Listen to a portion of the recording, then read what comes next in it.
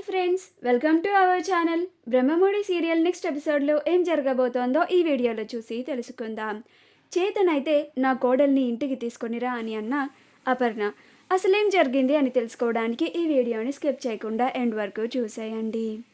Raj కళాకృతి industries వాళ్ళకి mail పంపడానికి ల్యాప్టాప్లో టైప్ చేస్తుంటే మిస్టేక్స్ వస్తున్నాయని ఒక షీట్లో రాస్తూ ఉంటాడు. అలా దాంట్లో కూడా మిస్టేక్స్ రావడం వల్ల చాలా పేపర్స్ని చిందరవందరగా పడేస్తూ ఉంటాడు. అలా ఇంకొక పేపర్లో రాస్తూ ఉండగా ఇందిరాదేవి రాజ్ రూమ్లోకి వచ్చి, ఏంటి నాన్న ఇదంతా, ఇవన్నీ ఇలా పడేసావేంటి అని అడుగుతుంది. అప్పుడు రాజ్ మెయిల్ని టైప్ చేస్తుంటే మిస్టేక్స్ వస్తున్నాయని పేపర్లో రాస్తున్నాను నానమ్మ అని అంటాడు. అప్పుడు ఇందిరాదేవి కింద పడి ఉన్న పేపర్స్ అన్నిటినీ చూసి రాజ్ రాస్తున్న పేపర్ని కూడా చూస్తుంది. అప్పుడు ఇందిరాదేవి, ఏంటి నాన్న మళ్ళీ సేమ్ మిస్టేక్ని రిపీట్ చేస్తున్నావు అని అంటుంది. అప్పుడు రాజ్, ఏం మిస్టేక్ చేశాను నానమ్మ, అంతా బాగానే రాశాను కదా అని అంటాడు. అప్పుడు ఇందిరాదేవి, అవునా, ఒకసారి నువ్వేమని రాసావో నువ్వే చూడు అని అంటుంది. అప్పుడు రాజ్ తను రాసింది చూస్తాడు. అక్కడ చూస్తే కళావతి ఇండస్ట్రీస్ అని రాసి ఉంటుంది. అప్పుడు ఇందిరాదేవి, నువ్వు కళాకృతి బదులు కళావతి అని రాస్తున్నావు, అంటే నువ్వు నీ మనసులో కావ్య గురించి ఆలోచిస్తున్నావు, నీ మైండ్ నీ మనసు ఇక్కడ లేవు, కావ్య దగ్గర ఉన్నాయి అని అంటుంది. అప్పుడు రాజ్కి కోపం వస్తుంది. నేనేమి ఆ కళావతి గురించి ఆలోచించడం లేదు నానమ్మ అని అంటాడు. అప్పుడు ఇందిరాదేవి, నీ మనసు ఎక్కడుందో నువ్వు రాసిన ఈ పేపరే చెప్తుంది. నువ్వు నీ మనసులో కావ్య గురించి ఆలోచించకపోతే నీ పేపర్ పైన కళావతి అనే పేరు ఎలా వస్తుంది అని అంటుంది. అప్పుడు రాజ్, అది బై మిస్టేక్ రాసి ఉంటాను నానమ్మ, అంతేకాని ఆ కావ్య గురించి నేనేమీ ఆలోచించడం లేదు, నేను ఇప్పుడే మళ్ళీ రాస్తాను అని ఆ పేపర్ని చించి పక్కన పడేసి మళ్ళీ రాస్తూ ఉంటాడు. అప్పుడు ఇందిరాదేవి, సరే అది చూద్దాం అని రాజ్ పక్కనే కూర్చొని చూస్తూ ఉంటుంది. అప్పుడు రాజ్ ఎంత మళ్ళీ కరెక్ట్గా రాద్దామని ట్రై చేసినా కానీ కళావతి అనే మళ్ళీ రాస్తాడు. అప్పుడు ఇందిరాదేవి, నువ్వు ఏకాగ్రత పెట్టి అప్పుడు రాయి నాన్న, నీ మనసు కావ్య దగ్గరే ఉందని నేను చెప్పాను కదా అని అంటుంది. అప్పుడు రాజ్, ఏంటి నానమ్మ మాట్లాడితే కావ్య కావ్య అని అంటావు, నేను ఆ మహాతల్లి గురించి ఎందుకు ఆలోచిస్తాను అని అంటాడు.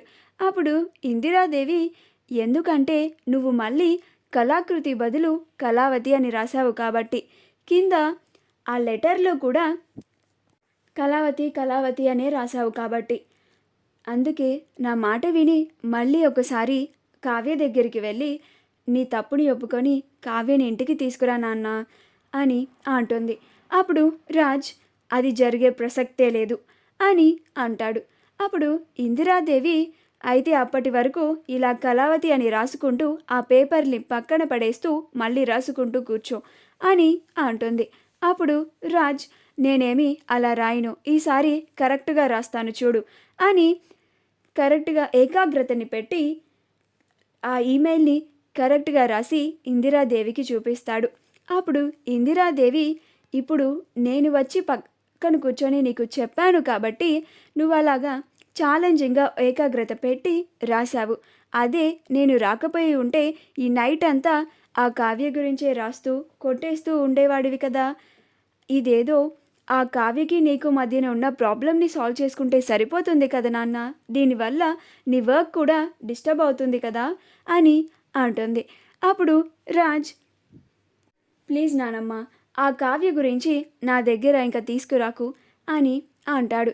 అప్పుడు ఇందిరాదేవి, సరే నీ పని నువ్వు చూసుకో అని అక్కడి నుంచి వచ్చేస్తుంది. అలా రాజ్ ఆ మెయిల్ని పంపేసి నిద్రపోతాడు. మరుసటి రోజు ఎప్పటిలాగానే ఆఫీస్కి వెళ్ళడానికి రెడీ అయ్యి స్టెప్స్ దిగుకుంటూ వస్తాడు. అలా అప్పుడు అపర్ణ దేవుడికి పూజ చేస్తూ ఉంటుంది. అలా దేవుడికి వంగని పూజ చేయలేక ఇబ్బందులు పడుతూ ఉంటుంది. అది స్టెప్స్ దిగుతూ వస్తున్న రాజ్ గమనిస్తాడు.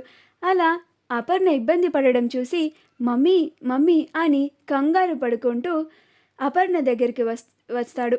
అప్పుడు రాజ్, ఏంటి మమ్మీ ఇది, ఈ పనులన్నీ నువ్వు చేయాలా? ఇప్పుడు దేవుడికి పూజ చేయకపోతే ఏమైంది అని అంటాడు. ముందు నువ్వు పక్కకి రా అని అంటాడు. అప్పుడు అపర్ణ, ఉండురా నాన్న, పూజ అయిపోయింది, హారతి తీసుకొనివ్వు అని ఎంత చెప్పినా కానీ రాజు అస్సలు వినడు. అప్పుడు అపర్ణ, రేయ్ ఆగమన్నానా అని ఒక్క అరుపు అరుస్తుంది. అప్పుడు రాజ్ ఆగుతాడు. అప్పుడు అపర్ణ పూజని పూర్తి చేసుకొని తర్వాత రాజ్తో వస్తుంది. అప్పుడు రాజ్ అపర్ణని సోఫాలో కూర్చోపెడతాడు. అప్పుడు రాజ్, ఏంటి మమ్మీ ఇది, నువ్వు ఇలాంటి పనులేవి చేయొద్దు అని నీకు డాక్టర్ గారు చెప్పారు కదా, నిన్ను ఒక గాజు బొమ్మలాగా చూసుకోమన్నారు, నువ్వు ఇలాంటి పనులన్నీ చేస్తే ఎలా మమ్మీ అని అంటాడు. అప్పుడు అపర్ణ, నేనేం పనులు చేయాలో నువ్వు నాకు చెప్పకు, నువ్వేం చేయాలో నేను చెప్తాను విను. వెంటనే నా కోడల్ని నా ఇంటికి తీసుకొనిరా, నీకు చేతనైతే ఆ పని చెయ్యి, అంతేగాని నేనేం పనులు చేయాలో నాకు వచ్చి చెప్పకు రాజ్ అని కోపంగా అంటుంది. అప్పుడు రాజ్, ఎందుకు మమ్మీ అంత కోపం, నీ మంచి కోసమే కదా, నీ ఆరోగ్యం బాగోవడం లేదు అనే కదా నేను అలా చెప్తున్నాను అని అంటాడు. అప్పుడు అపర్ణ, నేను కూడా నీ కాపురం బాగుండాలి, నువ్వు సంతోషంగా ఉండాలి అని ఈ అమ్మ మనసు కోరుకుంటుంది నాన్న. నువ్వు కోడలి దగ్గరికి వెళ్ళి నీ మనసు విప్పి మాట్లాడి నీ తప్పుని క్షమించమని కోరి మన ఇంటికి తీసుకొనిరా, అప్పుడే ఈ ఇంట్లో ఉన్న సమస్యలన్నీ తీరిపోతాయి, మళ్ళీ మన కంపెనీకి కూడా పూర్వ వైభవం వస్తుంది అని అంటుంది.